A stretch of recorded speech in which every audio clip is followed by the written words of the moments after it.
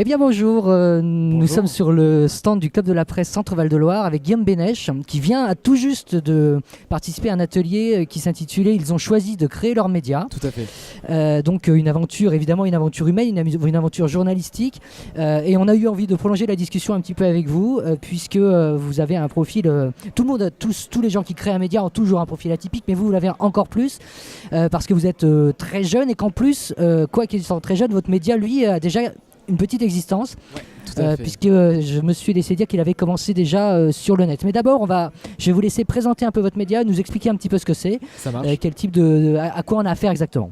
Alors le Petit Mardi Magazine est un bimestriel culturel totalement rédigé par des jeunes pour des jeunes qui sort en kiosque depuis septembre 2017 avec un tirage à 35 000 exemplaires et un prix de vente à 2 €. On parle de culture, de société, d'actualité. L'idée c'est de parler de tout ce qui se passe un peu dans la vie d'un jeune et de lui amener et d'amener justement ma génération sur des sujets qu'ils n'ont pas l'habitude de voir dans la presse écrite. Et aujourd'hui voilà, on est disponible un peu partout en France. Alors tout a commencé, je crois, vous étiez en classe de seconde. Alors même encore avant. Encore avant. Ça a commencé, j'étais en 6e, exactement.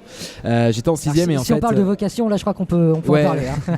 Disons que en fait, j'ai participé à un prix littéraire organisé par le journal de Mickey, qui s'appelle le Grand Prix des lecteurs. Et en fait, l'idée c'était que je devais écrire des petites critiques littéraires qui paraissaient ensuite dans le journal. Et puis au fur et à mesure, en fait, je me suis rendu compte qu'on pouvait faire des choses à côté de la scolarité. Et j'ai voulu lancer un petit magazine sur internet pour écrire des critiques littéraire, et donc j'ai monté ça avec une amie et puis au fur et à mesure ça a pris on était proche du blog en fait. Ouais, c'est ça. On avait juste monté un petit site, on faisait un petit document sur Word assez sympa avec des photos et on le balançait en PDF sur internet et on avait abonné toute notre famille, c'était gratuit, etc. Et puis au fur et à mesure ça a grandi, des amis nous ont rejoints, d'autres lycéens, d'autres collégiens. Exactement, on est passé de 15 pages à 50 et c'était un mensuel et on a fait ça pendant 3 ans. Et puis ensuite il y a eu la période où on a eu envie d'aller plus loin. Ça s'appelait déjà le Petit Mardi. Ça s'appelait déjà le Petit Mardi. En fait le Petit Mardi est un nom là qui remonte encore plus loin. En fait ça remonte à quand j'étais en CM1. CM1. Il y a eu en fait l'institutrice avait demandé de faire la une d'un journal. Et donc avec 2 copains on avait eu le nom du Petit Mardi, tout simplement parce qu'on était un mardi, c'était un petit journal. Et le L apostrophe avant, je sais pas d'où ça vient, mais voilà. Et on l'a gardé pour le relancer quand on a lancé le magazine justement en 2012. On s'est dit bon bah pourquoi pas reprendre ce nom, c'était marrant et puis voilà. Donc vous faites ça pendant 3 ans, vous faites un petit peu la main en fait. C'est ça, sur c'est internet. ça, on apprend. Alors sympa, ça coûte rien à faire. Absolument rien, 28 € par an pour le site. Ça rapporte rien non plus. Non plus. Donc on n'est pas vraiment dans le média encore à ce moment-là, on est plutôt dans le voilà. Et alors qu'est-ce qui fait qu'à un moment on se dit bon on voudrait bien passer la vitesse supérieure? Je pense qu'en fait c'était aussi peut-être un peu la lassitude aussi au bout d'un moment de faire pendant 3 ans tous les mois le même magazine avec le même genre de contenu, avec les mêmes personnes, etc. C'est vrai que j'avais envie d'aller plus loin. Je me suis dit là on commence à arriver à un point où on fait ça un peu machinalement et il n'y a plus ce côté super sympa qui nous entraîne à faire des choses à côté des cours. Et c'est vrai que j'étais en seconde et on était au mois de septembre et donc je me suis dit bon bah très bien, on va essayer d'aller plus loin, on va le lancer en papier parce que je trouvais ça au plus super stylé. Je me suis dit un magazine papier c'est la classe. D'accord. Et donc pendant 2 mois j'ai contacté plein d'imprimeurs, j'ai regardé comment ça fonctionnait, je voulais le lancer en kiosque directement et je me suis rendu compte. Donc vous étiez en seconde et vous appelez les imprimeurs pour leur dire voilà ça coûterait combien de faire ce projet. Exactement, donc j'ai fait mes premières demandes de devis comme ça. Et vous avez reçu comment les imprimeurs? Au début je leur disais pas mon âge en fait, vraiment je restais c'est ça, et puis sinon je le faisais par mail, etc. Et j'essayais d'être le plus précis possible sur le magazine mais pas sur moi du tout, et je mettais juste mon nom et puis au bout d'un moment les choses se sont faites et en fait on s'est dit bon bah très bien, on le lance en Normandie, enfin sur le département de la Seine-Maritime et de l'Eure, gratuitement, avec un tirage à 20 000 exemplaires à l'époque. Donc là on était sur du gratuit. Et là on était sur du gratuit, financé par la publicité. Donc là l'idée, au-delà de l'imprimeur, c'est qu'à un moment donné il a fallu aussi essayer de trouver des annonceurs. Et donc je suis parti à la recherche d'annonceurs, j'ai contacté la région Normandie, etc. Donc là je recadre toujours par rapport à votre âge, parce que c'est vrai que c'est quand même, vous êtes en seconde, vous avez trouvé un imprimeur, vous prenez votre petit bagage de commercial finalement, pour aller vendre de la pub. Je connaissais absolument rien à ce milieu-là, j'avais fixé les tarifs de pub. Ouais, et puis en fait je connaissais j'ai rencontré quelqu'un en fait qui avait justement monté un média comme ça, un journal, et je lui ai demandé à peu près quels étaient les tarifs en vigueur, etc. J'ai essayé de trouver sur internet. Et puis voilà, j'ai fixé les tarifs et puis je suis allé avec mon petit dossier que j'avais préparé sur PowerPoint et que j'avais mis en PDF, et j'allais voir les annonceurs en leur disant voilà, j'ai besoin de vous pour lancer ça. Et le lendemain de mes 16 ans, en fait, le magazine est sorti. Et en papier, ça a duré 1 an et demi comme ça. Et puis à un moment donné, il a fallu trouver un autre modèle. Et donc on est parti sur le kiosque, sur le national, avec un tirage à 35 000 et depuis septembre. Donc 35 000 exemplaires, ce qui est pour le national est pas mal, mais en même temps, si on veut rayonner, on est obligé de tirer un peu. Hein. Le 35 000 exemplaires, c'est le tirage des Inrock, sauf que les Inrock gagnent, je pense, au moins 100 fois plus que nous vis-à-vis de la pub et des abonnements. Mais après, voilà, on a un tirage à 35 000, on essaye d'être présent partout en France, dans la majorité des kiosques. On est sur Paris sur 3 kiosques sur 3, en Normandie 2 kiosques sur 3 et sur le reste de la France à 1 kiosque sur 3. Et on arrive à fédérer des lecteurs quand même.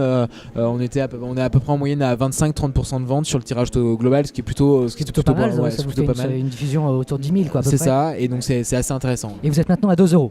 C'est ça, on est passé à 2 €, ce qu'on a. Donc en fait, ce qu'on se rend compte, c'est que votre modèle économique, qui est parti de quelque chose d'associatif, d'ailleurs, je crois. C'est ça, association, ouais, tout à fait. Ouais. A pivoté plusieurs fois pour finalement arriver sur un modèle économique de presse assez traditionnel. Voilà, et en fait, nous, on était vraiment sur un modèle uniquement publicité, sauf qu'en fait, on s'est rendu compte que pour avoir de la pub, il fallait 1, de l'audience, 2, du temps pour démarcher, et que moi j'avais ni ce temps, enfin je suis encore au lycée, aujourd'hui je rate les cours pour être là, j'avais pas le... Et on avait surtout pas l'audience encore nécessaire pour pouvoir aller taper dans les gros annonceurs et les startups. Enfin voilà, aujourd'hui le budget com est compliqué dans toutes les boîtes, donc ça fait que c'était assez complexe.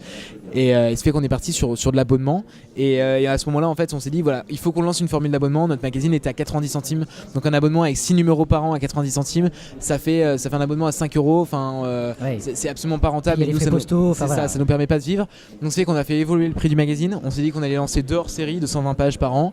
Et c'est pour ça qu'on peut proposer aujourd'hui un abonnement à 25 €. Donc là, on est dans une philosophie vraiment média global, hein, c'est-à-dire avec vraiment une stratégie presque de groupe. Et en plus, je crois que vous avez d'autres activités. Ouais. Mais revenons quand même au départ, hein, à cette création. Comment, à un moment, se passe l'étincelle de la...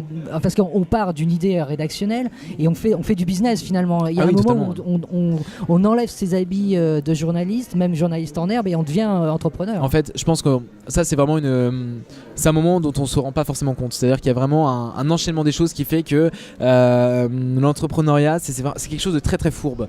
C'est-à-dire que vraiment fourbe. C'est-à-dire qu'on se lance dans un projet sans se rendre compte en fait qu'on est en train d'entreprendre, que derrière il y a toutes les problématiques du commercial, du business qui arrivent. Et ça, on n'a pas cette vision-là là-dessus au début. Et moi, je l'avais pas du tout. Et c'est-à-dire que ça c'est arrivé comme ça en moi. Et maintenant, ça me passionne. Et maintenant, voilà, j'ai envie de monter des projets. J'essaie de toujours faire des choses. Sauf que c'est quelque chose dont j'avais absolument pas conscience au moment où j'ai lancé ça. Et donc, ce qui fait que voilà, toute la problématique de l'association, par exemple, elle a mis 2 ans à arriver. De l'entreprise 2 ans encore après. Donc ça a mis du temps avant de germer en vrai projet commercial pur et dur. On dit souvent qu'il y a parfois une forme que l'aspect entrepreneurial manque beaucoup aux journalistes qui veulent se lancer dans la création de médias. C'est quelque chose que vous confirmez, vous l'avez vécu? Je pense que moi c'est vrai que aujourd'hui je me définis absolument pas comme journaliste pur. D'ailleurs je suis même pas carté encore. Nous on n'a pas fait les démarches encore pour la carte de presse. Disons que je pense que le problème c'est que lancer un média aujourd'hui, souvent c'est ce qu'on disait lors de la conférence, c'est que la majorité des personnes qui veulent monter un média sont déjà des journalistes ou sont intéressés par le journalisme.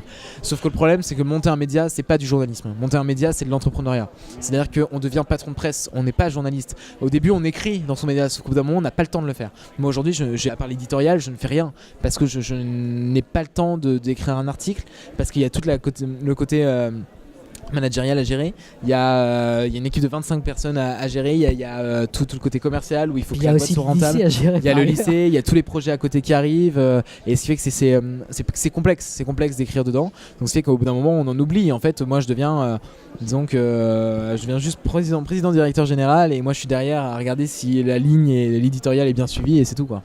Ouais, donc, mais en même temps c'est aussi ça un média, hein. C'est comme ça que ça fonctionne. Mais moi personnellement c'est quelque chose qui m'intéresse plus que d'écrire par exemple. Ouais. Et moi le côté justement production des médias m'intéresse énormément et je pense que je voudrais faire ma vie là-dedans. Et quels sont les freins ou les choses qui ont été les plus compliquées à gérer? Parce qu'il y a beaucoup de gens qui ont des idées éditoriales et qui hésitent à passer le cap. Qu'est-ce qui pour vous a été le plus compliqué à franchir comme obstacle? Je pense que ça a été trouver justement Il y en a eu plusieurs, mais ça a été trouver son bon business model, ça a été d'essayer d'avoir de la crédibilité. Crédibilité par rapport à l'âge, par rapport au print, voilà, par rapport à quoi? c'est surtout l'âge qui comptait. Quand j'avais 15 ans, et même encore aujourd'hui, ça m'arrive encore, mais disons que c'est très très très très compliqué de pouvoir s'affirmer quand on est jeune avec un projet aujourd'hui, essayer de montrer que voilà, ce projet peut être viable, ce projet peut fonctionner, qu'on ait une vraie équipe derrière. C'est pas parce qu'on est jeune qu'on peut pas faire des choses, pas parce qu'on est jeune qu'on n'a pas l'envie et la crédibilité pour pouvoir le faire. Et c'est vrai qu'il a fallu du temps pour que ça s'installe. Les médias ont été un outil énorme. J'ai fait beaucoup de télé, de radio, et ce qui a permis vraiment de forger un peu une étiquette au magazine, de quelque chose de crédible et de viable.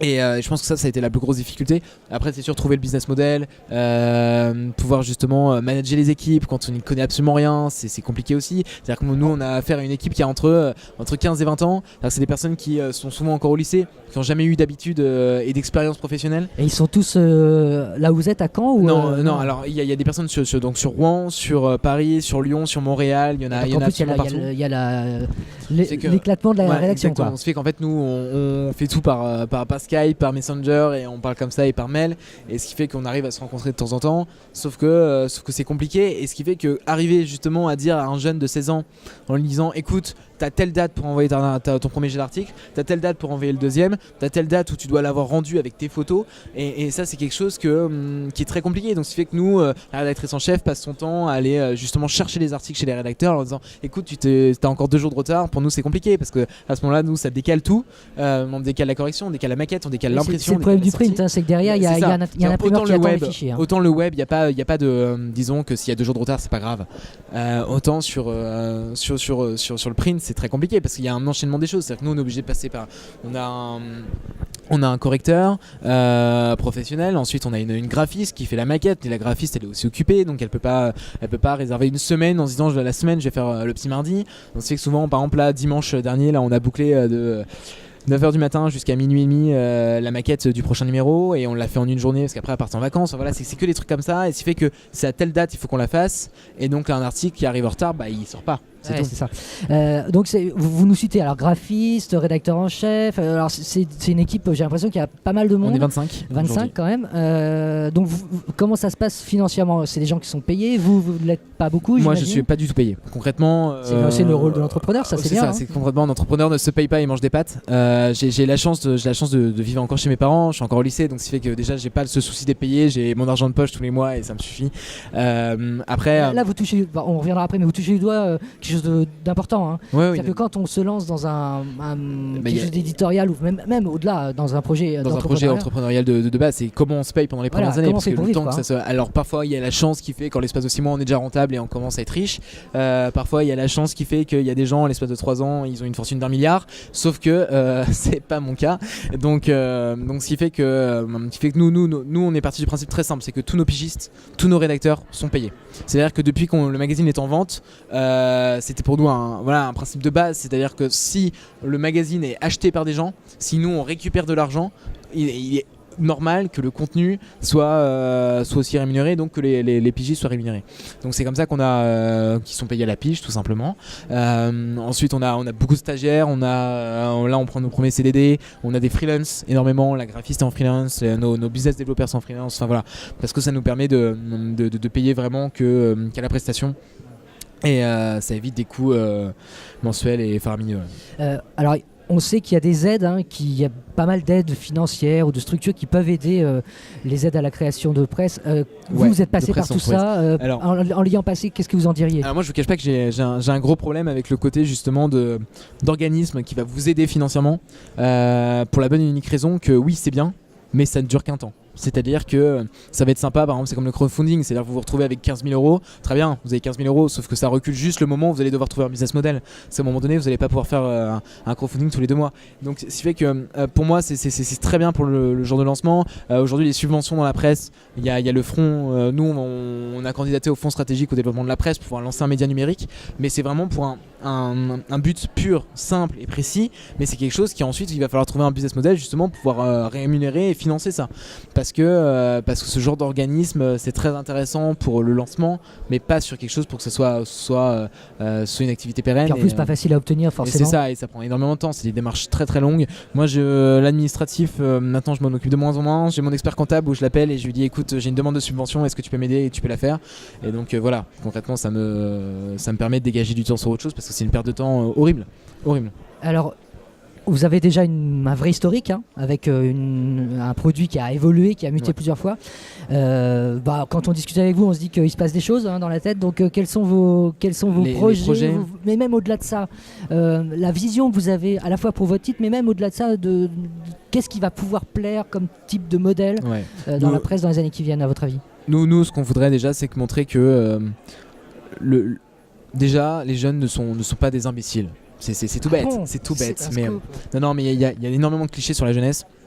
Nous on s'est rendu compte de trucs tout bêtes, c'est qu'on a des rédacteurs qui se baladent en jogging et ensuite à capuche, et quand on les voit comme ça dans la rue, on n'imagine pas que derrière ils sont en train d'écrire pour un média et que leurs articles sont lus par des milliers de personnes et quotidiennement. Et donc ce qui fait que là il y a quelque chose, nous on veut vraiment s'engager en disant voilà, les jeunes ont envie de faire des choses, les jeunes ont envie de s'engager, les jeunes ont compris qu'on les aiderait pas forcément, et que alors bien sûr il y a toujours des exceptions à la règle, je dis pas le contraire, mais que les jeunes ont envie de se bouger, et donc nous on veut vraiment inclure le Petit Mardi sur ce modèle-là en se disant voilà, on a un magazine qui est fait par des jeunes, qui est fait pour les jeunes, et on s'adresse à eux avec un média qui soit un média de masse. Donc nous on veut pas seulement s'orienter sur un média de presse écrite, on veut s'orienter sur un média global, donc qui passe par la presse écrite, qui passe par le web, qui passe par la vidéo, qui passe par l'audiovisuel, qui passe par les conférences, qui passe par différents contenus, qui fasse qu'en fait on soit vraiment quelque chose un groupe essentiel aujourd'hui pour la communication et l'information auprès des jeunes.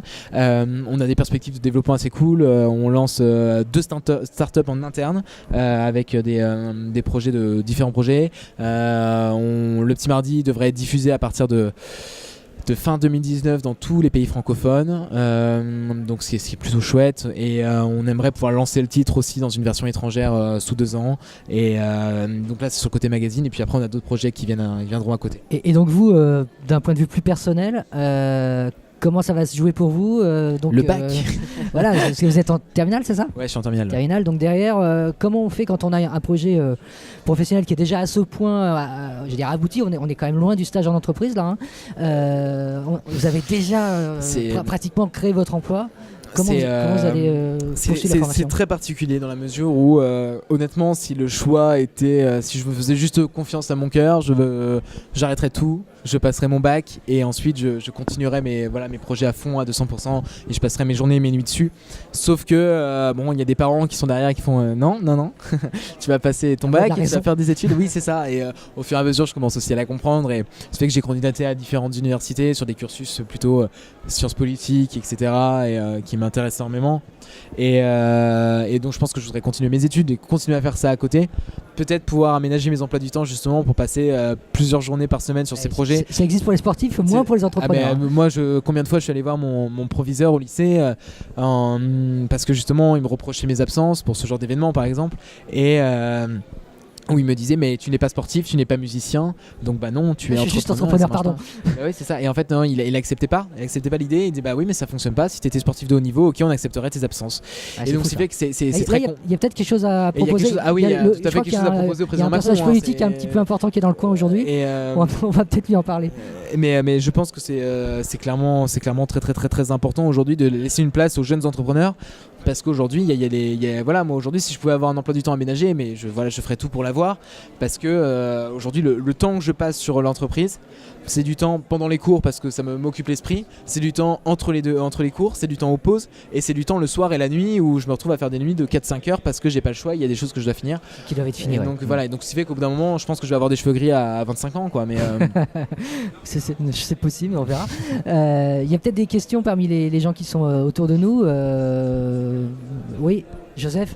Oui, je voulais savoir le contenu des textes, quels sont les sujets qui vous intéressent le mieux, ouais. Que vous pensez que les jeunes qui lisent ce journal vont être intéressés. Quel genre de sujet Alors nous on parle vraiment de plein de choses, c'est-à-dire qu'on passe aussi bien sur de l'actualité, sur de la musique, sur le cinéma, sur de l'art, on parle de théâtre, on parle d'économie même, on parle de mode, etc. On essaie de traiter des sujets en fait qui font vraiment partie de la vie des jeunes. Donc c'est bête, par exemple un jeune, je pense qu'aujourd'hui les jeunes sont les plus gros consommateurs de culture. On voit tout le temps des jeunes avec des écouteurs, ils écoutent de la musique, ils regardent des films, des séries, etc. Il y a ce côté culturel qui est là. La littérature c'est un peu différent mais les jeunes lisent aussi. Ouais, à la lecture. Les rapports des jeunes avec la lecture. Mais en fait, je pense que les jeunes n'ont pas peur de la lecture ou ne sont pas forcément dégoûtés par la lecture.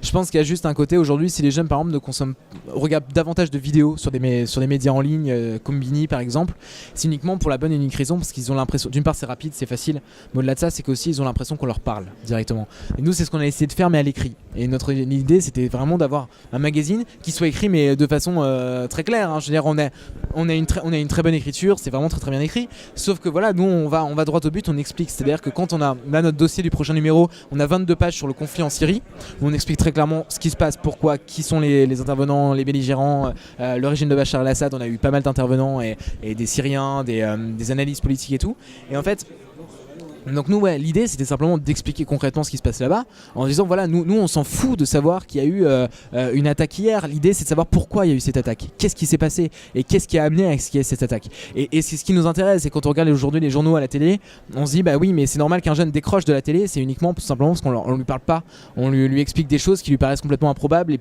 on se rend pas compte, alors que la Syrie c'est à 4000 km de chez nous et qu'il suffit simplement de comprendre ce qui s'y passe pour comprendre un peu où peut aller le monde dans 20 ans et quels sont les dangers pour notre société. Et ce qui fait que nous on veut vraiment expliquer ça, et c'est sur tous les domaines, et c'est très intéressant parce que ça permet justement de montrer que les jeunes ont une ouverture d'esprit.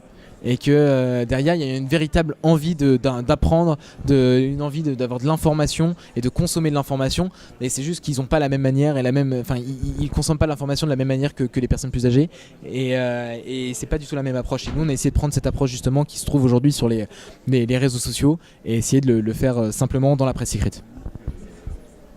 D'autres questions peut-être? Non? Si, oui.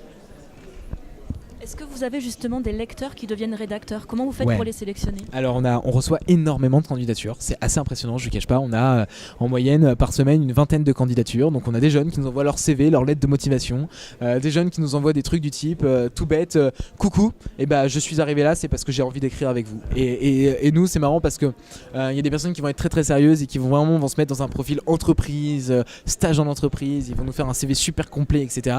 Puis il y a des personnes qui vont juste exprimer une envie de parler d'un sujet. Et en fait, en y réfléchissant avec la rédactrice en chef, on se dit ouais, mais ça c'est pas seulement un sujet, c'est qu'on peut en faire une rubrique. Et c'est comme ça qu'on arrive à recruter. Et il y a des parents aussi qui nous disent, on reçoit des messages de parents qui nous disent voilà, mais il y a eu un message là qui nous a beaucoup intrigué et qui en soi est un vrai reflet de notre société. C'est qu'il y a une femme qui habite à Bondy, qui nous a envoyé un message en nous disant voilà, j'habite dans une cité, j'ai 2 enfants, j'ai trouvé votre magazine dans un kiosque pas très loin de chez moi et je l'ai donné à mes enfants m'ont dit maman, c'est la première fois que je lis un journal qui m'intéresse. Et là on s'est dit on arrive à faire quelque chose qui peut s'adresser à n'importe quelle population. Et donc ce qui fait que voilà, cette dame, on lui a répondu mais tout simplement que ses enfants travaillent avec nous, et donc là on n'a pas eu de retour encore, mais l'idée c'est vraiment d'arriver à cerner toutes les populations et arriver à intéresser tout le monde, et les jeunes s'y intéressent et il y a un vrai engagement et il y a une vraie volonté, et le nombre de messages qu'on reçoit par jour justement de candidatures, c'est énorme et c'est impressionnant, et on n'a pas l'impression qu'en fait il y a une vraie volonté comme ça d'écriture, d'intérêt pour le monde journalistique, mais il y en a beaucoup, et les jeunes ont envie de travailler dans ce milieu.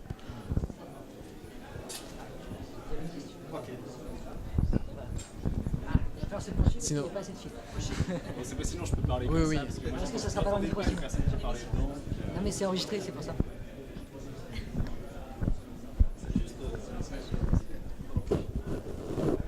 Alors moi j'avais plusieurs questions, je trouve que c'est vachement intéressant. T'as quel âge exactement? 18 ans. C'est assez fou, je suis assez bluffé de ce que j'entends. Déjà j'ai une première question, donc c'est Le Petit Mardi, c'est ça? C'est un journal kiosque ou c'est numérique? C'est en kiosque. Aujourd'hui, on diffuse le magazine dans dans très exactement 6000 kiosques en France. Ouais. Donc c'est-à-dire voilà, il est disponible tous les 2 mois chez les marchands de journaux. Et en plus de ça, on a une version numérique aussi. Et on va lancer prochainement un média 90% vidéo sur les réseaux sociaux. D'accord, donc la version numérique arrive. Pour l'instant, c'est juste Alors, du papier. Nous, on a du papier. Après, on a une version PDF numérique qui Ouais. est disponible sur abonnement. Enfin, du moins, tout abonné au magazine papier est abonné au numérique. Et D'accord. on a aussi une formule abonnement uniquement numérique. Et dans ce cas-là, on a accès au PDF et on peut le lire en illimité. Ok, super. Et j'ai une autre question du coup, là c'est un peu plus général. Donc le média, c'est toi qui l'as lancé? Je l'ai lancé en 2012 avec une amie. Ouais. On a lancé ça sur internet au début, et puis ensuite au fur et à mesure cette amie est partie de l'aventure, d'autres personnes nous ont rejoints, et aujourd'hui là j'ai un ami qui rentre au capital de l'entreprise, qui va devenir mon associé, qui est quelqu'un avec qui je travaille depuis 2 ans pour le Petit Mardi, et donc ça fédère vraiment une équipe. Aujourd'hui on a des personnes que la rédactrice en chef, c'est quelqu'un que j'ai rencontré il y a 3 ans et qui a voulu et qui au début écrivait juste des articles sur le théâtre. Ça a duré, elle écrivait un article comme ça de temps en temps. Au fur et à mesure, elle a pris de la place. Et en fait, nous, on est vraiment sur un côté un peu start-up, c'est-à-dire plus tu t'investis, plus en soi tu es récompensé de ton investissement et tu peux évoluer. Et il y a des personnes comme ça qui se démarquent vraiment dans l'équipe, sur les 25 personnes, et qui sont devenues des personnes hyper importantes. Et c'est fait que par exemple, Antonin qui va devenir directeur général, là, c'est un ami qui écrivait juste des articles philosophie, et qui en fait, par son investissement, a montré qu'il pouvait aller beaucoup plus loin. Et aujourd'hui, maintenant, il s'occupe de tout le commercial et du marketing. Et voilà, il se fait qu'on a une équipe comme ça qui est assez soudée et qui fonctionne très très bien. D'accord, donc le média, tu l'as commencé à 12 ans, c'est ça? C'est ça, ouais. C'est incroyable. Alors, Et aujourd'hui, tu as 25 collaborateurs? on est 25 collaborateurs, freelance, pigistes, CDD compris, et stagiaires aussi. D'accord, et tu les rémunères tous, c'est ce que tu disais? Tout le monde tous les freelances, quoi qu'il en soit, sont rémunérés, ça c'est clair et net. De toute façon, un freelance qui bosse pour que dalle, ça n'existe pas. On a tous les pigistes, donc les 17 pigistes sont rémunérés aussi, chaque article qui sont publiés. Et on a des stagiaires qui eux sont rémunérés en fonction du temps qu'ils passent dans l'entreprise. Et voilà, et mon associé et moi, pour l'instant, on touche rien. Par pur tout simplement parce qu'on préfère réinvestir le peu qu'il y a plutôt que toucher quelque chose. Et alors ces fonds là tu les trouves comment? Aujourd'hui on se finance à 90% par l'abonnement au magazine qui est à 25 € par mois, et tout le monde peut s'abonner super facilement sur internet, et l'idée c'est justement de pouvoir fédérer une bonne base d'abonnés. On a aussi des établissements scolaires, des municipalités, etc. qui sont abonnés aussi, ce qui fait que ça c'est des abonnements pro et institutionnels qui nous ramènent un peu plus d'argent et qui nous permettent de vivre. Et on a un peu de publicité, on a un peu de sponsoring, et aujourd'hui voilà, ça fonctionne comme ça. Et ta communication, tu l'as fait comment? La communication auprès de quoi? Sur la communication auprès du magazine, faire parler nous on a eu un énorme plan média. Disons que j'ai énormément profité du côté que je sois jeune pour pouvoir aller dans les médias, et ça a bien marché. Ce qui fait qu'on a fait connaître le magazine en septembre comme ça dans énormément de médias. Enfin, c'est passé par France Inter, Europe 1, etc. Et ça a été assez cool. Et aujourd'hui, maintenant, la communication externe, on la développe sur les réseaux sociaux un minimum. On essaye d'axer tout ça sur le côté justement magazine pour les jeunes, fait par des jeunes. Maintenant, là, c'est en pleine restructuration. On vient d'engager un directeur marketing là, qui va être là justement pour pouvoir relancer encore les choses plus loin et amener les choses plus loin. Et donc ça avance petit à petit. Disons que nous, notre grosse problématique au début, c'était pas forcément la communication, c'était surtout la rentabilité de l'entreprise. Mais aujourd'hui, on arrive vers des perspectives de rentabilité. On sera rentable en septembre, très exactement. Donc voilà, pour nous, c'est hyper important. Donc j'ai d'autres questions, mais je vais laisser. Moi, je viens de l'Afrique, de Guinée-Conakry. Votre histoire est intéressante. Franchement, ce que je viens d'écouter, c'est une bonne histoire. Merci. Chez nous, on a un problème puisque avec l'arrivée des nouvelles technologies aujourd'hui, les journaux ont de sérieux problèmes, les magazines. Comment vous faites aujourd'hui pour ne pas être envahi par les nouvelles technologies? Comment vous faites? Parce que chez nous, vraiment, les journaux ne s'achètent plus, les magazines n'achètent plus, tout le monde c'est sur les réseaux sociaux. Alors on a un vrai, je vous remercie pour votre question, on a un vrai, nous ce qu'on a essayé de vraiment de montrer, c'est que oui, il y avait les réseaux sociaux. Aujourd'hui les jeunes, on consomme tous les réseaux sociaux, moi je suis tout le temps connecté sur les réseaux sociaux, etc. Maintenant, il y avait quelque chose aujourd'hui, la presse écrite, elle a un avenir uniquement si elle traite du fond et si elle se met dans des niches bien précises. Le truc, c'est qu'aujourd'hui, concrètement, un quotidien s'il ne traite pas des articles de fond, demain, enfin dans 10 ans, il est mort. Pourquoi ? Parce qu'aujourd'hui l'information on l'a en 5 minutes, hyper rapide, on est sur Twitter, on est sur Facebook, je sais pas, quand la mort de Johnny Hallyday, on a appris sa mort mais en l'espace de 5 minutes au moment où ça avait été annoncé. Il y a 20-30 ans, on l'aurait appris dans le journal soit sur le journal TV du soir, à la radio, et surtout on l'aurait lu dans le journal le lendemain matin. Aujourd'hui ça a changé, ce qui fait qu'il faut trouver justement un modèle de presse écrite qui fasse que si on achète de la presse écrite, c'est pour une raison précise, c'est pas pour apprendre que Johnny Hallyday est mort, mais c'est d'apprendre en fait justement un article de fond sur Johnny Hallyday, sur par exemple tout simplement son investissement immobilier et pourquoi il a fait fortune là-dedans, et ce genre de choses. Et donc ce qui fait que nous on essaye de miser là-dessus en se disant on va pas faire des articles comme on trouve sur des blogs etc en ligne, on va faire des articles un peu plus de fond, on va essayer de trouver des sujets qui ne sont pas forcément très traités par les autres médias, et on va essayer de l'amener comme ça dans la presse écrite et sur du papier. Et aujourd'hui voilà, l'intérêt fonctionne, maintenant il faut encore que ça se développe et c'est normal, mais il faut disons qu'il faut vraiment comprendre qu'aujourd'hui la presse c'est pas la même presse qu'il y a 30 ans, et qu'aujourd'hui si on veut un avenir à la presse, c'est de la presse qui soit peut-être hebdomadaire, qui soit surtout sur un peu plus magazine, qui soit de la presse de fond, parce que c'est ce qui peut, il n'y a que ça qui peut marcher. Okay. Comment vous faites pour la publicité, puisque le marché aujourd'hui est à 80%, 90% pour les télévisions, les radios? Comment vous faites c'est compliqué. C'est très compliqué. En fait on a fonctionné avec une régie publicitaire au début, sauf que le partenariat n'a pas forcément fonctionné parce qu'en fait on était sur c'était une régie qui était spécialisée sur tout ce qui était ressources humaines, emploi, etc. Nous on était vraiment sur la culture et de la société pour les jeunes et sur une cible qui ne les concernait pas forcément, donc ça fait voilà, il y a eu un gros souci et donc on a arrêté de travailler avec eux, et aujourd'hui concrètement en fait on essaie de diminuer à fond la publicité dans le magazine.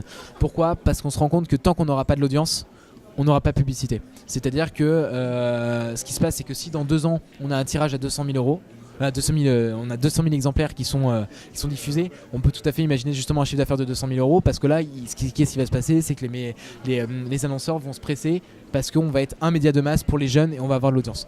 Aujourd'hui on n'en a pas, donc la seule solution c'est de réduire les pubs. On va pas perdre notre temps, on a perdu notre temps pendant des mois à chercher des pubs, ça n'a pas marché, ou alors c'était des toutes petites sommes et c'était juste un annonceur de temps en temps.